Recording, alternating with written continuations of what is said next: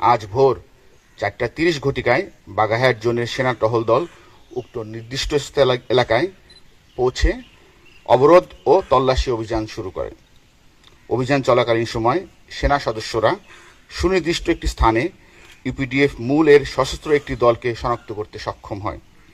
সেনাবাহিনীর উপস্থিতি বুঝতে পেরে ইউপিডিএফ মূল এর সদস্যরা পালানোর চেষ্টা করলে উভয় পক্ষের মধ্যে ব্যাপক গুলি বিনিময় ঘটনা ঘটে।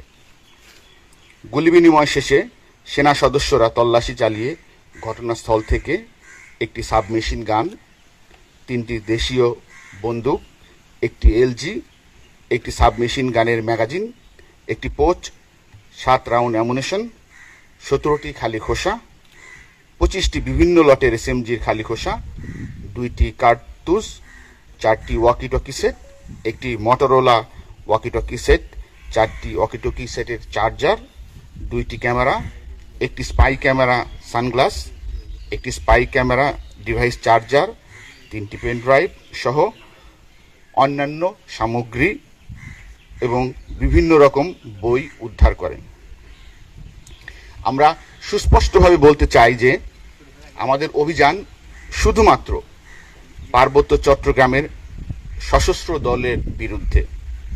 সাধারণ জনগণ যারা শান্তিপূর্ণভাবে বসবাস করছেন তাদের প্রতি আমাদের পূর্ণ শ্রদ্ধা ও সহানুভূতি রয়েছে এবং তাদের জানমালের নিরাপত্তায় রক্ষায় আমরা বদ্ধপরিকর।